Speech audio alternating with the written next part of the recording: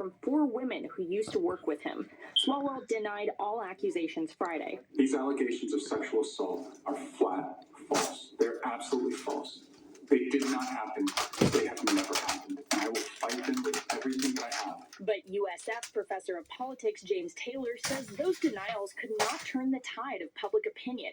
I said 2 days ago he had 48 hours, so I expected him not to make it till Monday because of the way that the Democratic leadership in California, namely Nancy Pelosi and even Gavin Newsom, who didn't say he should resign, but that it should be taken seriously. The drumbeat continued through the weekend. Sunday morning, 55 former congressional and campaign staffers of Swalwell's signed a public letter saying they believe the women's allegations and calling on him to end his campaign and resign from Congress. There are already efforts in Congress to hold votes to remove both Swalwell and Congressman Tony Gonzalez of Texas, who also faces sexual misconduct allegations.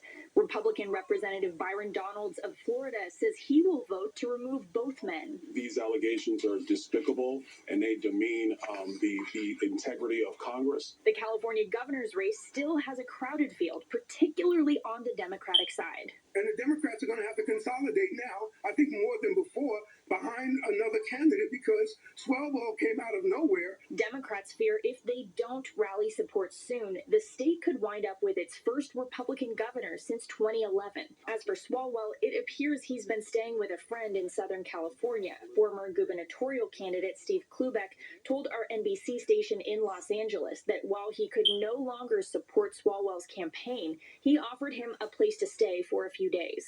I have various people stay at my house, and I was very concerned for his mental health. Okay? And I made sure he was okay. He's not here. He's left. I have no idea where he went. But, he needed a couple of hugs, okay? Swalwell is a former Dublin City Council member and prosecutor before serving in Congress for 13 years. California governor's race still has a very crowded field, particularly on the Democratic side. None have been endorsed by the Democratic Party at this point. And the California Republican Party will not endorse either of the 2 top Republican candidates for governor. Neither was able to reach the 60% threshold to secure that endorsement. The theme of this year's convention was turning the tide together. And despite that, the California Republican Party was not united on who to support for governor. The vote between Chad Bianco and Steve Hilton was too close to call. Bianco took the lead with 496 votes to Hilton's 442. Neither candidate met that 600-vote threshold to secure the party's endorsement. I was surprised it was that close based on the last 3 days. It shouldn't have been even near that close. And the noise from this room, it was obvious it was not going to be close. And then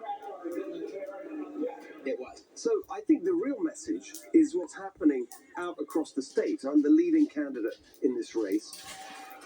The California Democratic Convention was back in February, and just like the Republicans, Democrats did not endorse a candidate. The midterm election is on June 2nd.